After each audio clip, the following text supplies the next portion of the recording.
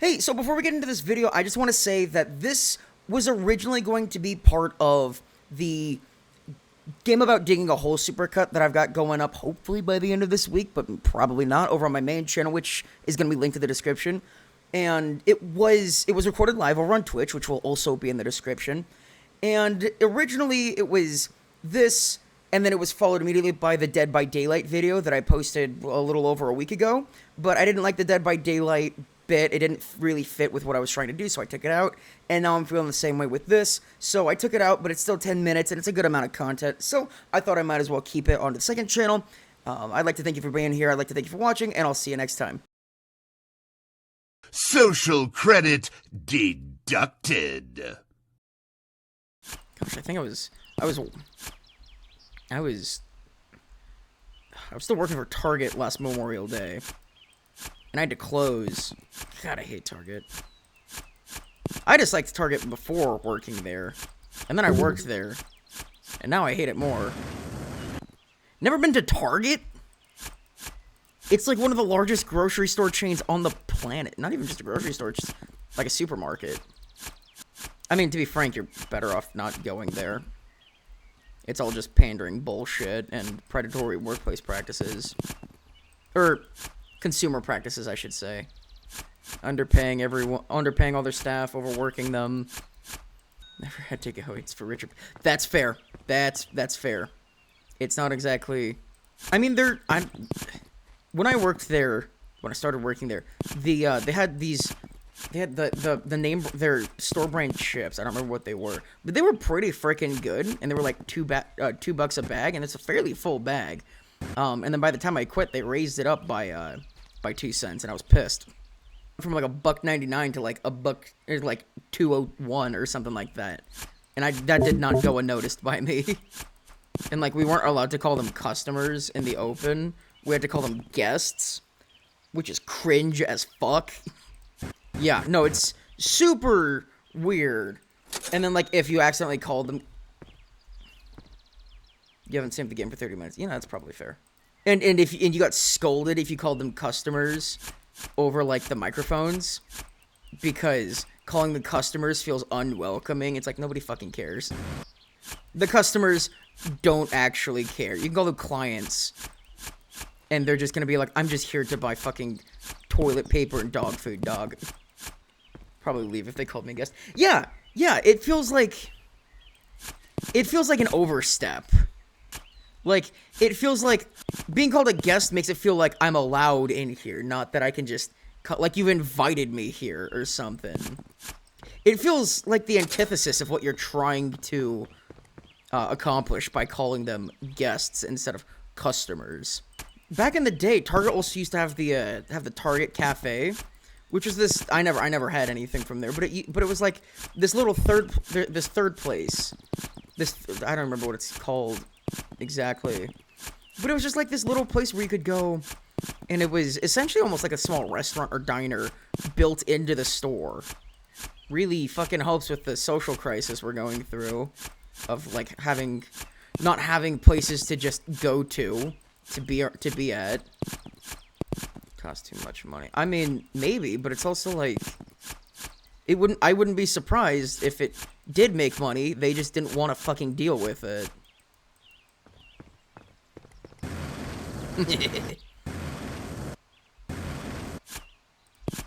Not many spots for. Yeah, that's part of the issue, is that like I don't remember what there's like third places or whatever outside of home and school/work. They just don't really exist anymore unless you're trying to spend money, or even then. Like, malls fucking either don't have anything worth being there, are out of the way, or will literally like kick you out for soliciting, when that's half the fun of the mall, is just soliciting, just being there. And like, soliciting leads to sales. And like, partially I get why malls are disappearing. I'm not happy about it, but I get it. Because all the people with major purchasing power are mostly just buying stuff online. But then, like, half the people that actually would go to a mall to buy stuff don't have money to go and buy the stuff that are at malls. Or malls people take up spots in malls that just nobody wants to be at. Rather go to the store than purchase online. It's more fun. Yeah. And also, like, for clothes, who the fuck wants to buy clothes online? Why would you actually do that? Ooh, copper. Like, to an extent, I get if you're just trying to buy more of what you already purchased and you know exactly what it is and, like, how it fit and whatnot beforehand. But outside of that, like, don't you want to know what the fuck you're trying? There's something cathartic about, like, going to a store and purchasing a book in person. So there's something about inside of me that says purchasing a book or clothes online is sacrilegious and should not be done unless absolutely necessary. And I don't really read books these days. It's not that I have anything against reading. It's just I'd fucking rather be playing video games, to be completely frank. And all the more popular books these days are either Lord of the Rings, which is nothing. I got nothing against Lord of the Rings, or it's all fucking erotica. So when I worked at Target, I worked tech, but that also meant entertainment as well. So DVDs and books, and every Saturday we get a pallet of books, sometimes up to 1,500 books, that I was solely in charge of taking care of, which is fucking wild. While I also had fucking customers that were trying to get stuff from me. And then they're just like, well, you gotta deal with it. It's like, I've gotta fucking deal with it? Oh, shit. So that was just whack as all fucking hell. But it was, there's so much fucking erotica. Yeah, Sarah J. Maas. Good lord. The Court of Thorns and Roses books she made. And the Tower of Glass books. If you don't know those off the top of your head, if you look them up, you'll probably recognize them.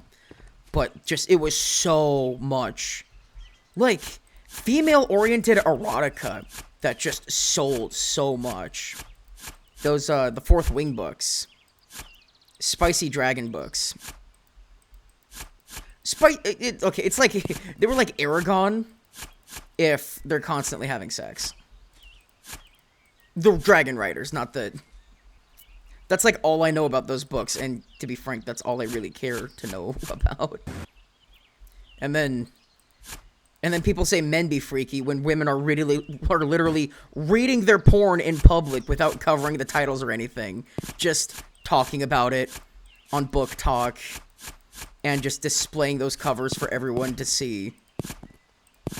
It's like, I'm sorry? What? Well, my sister has the Fourth Wing book. She the first one. I'm scared. You should be. You should be scared. Now, like, there's a reason they sell outside of the pornographic part to it. Like, I get that. They're from what I understand, they're fairly decent reads. As well as the fact that that'll, if you're into that kind of stuff, it can and will get you very hot and bothered. But also, like, I'm not going to go to my brother and be like, hey, man, check out this fucking porno mag I got. I think you're gonna like what you gotta read in here. No! What the fuck? Okay, yeah, like, I get women are different, but the point still stands. It's still weird. And, like, I used to clean this building. Where one of the offices, there was a woman's office, and I knew, but, like, there was this woman's office that I would clean every so often, and I knew she was a woman because she had like milking pumps, right, to help. Is it just a breast pump? I can't remember, because I know there's a thing for that that's different. Like it's the ones that are designed for milk, and she had them in her office, which, like, I'm guessing she was part of the reason why she's in the office is because of those, because that office has a big window on it, but it's also got a door, It's got a solid door with no windows, and that window does have blinds. I'm guessing that was part of it. Don't know anything else what she did, so maybe there's more to it. But also, right fucking in there, in her office, she just, next to her chair, she had a copy of A Court of Thorns and Roses. At work! That book is definitive. Like, the definition of not safe for work. And it's just right fucking there. Next to her fucking breast pump and work stuff. And, ooh. This looks like something. Hold on. But I used to, well, what's my, 950? Okay. I used to have this little game that I'd play with my coworkers. It was called Sarah J. Maas Roulette, where you'd pick up typically A Court of Thorns and Roses, or literally any other Sarah J. Maas book, which she's got quite a few. And you just try and you open up any book. You open up one of the books, and if the first thing you see is a very graphic sex scene, then you lose. It was also the same with I also had this game in high school where you'd open up To Kill a Mockingbird, and if you found the N-word, you lost, because that book has the N-word in it, I think 117 times or something like that. God, I feel like it's more, but yeah. No, Sarah J. Maas puts more sex scenes in her books than there are instances of the N-word in Huckleberry Finn.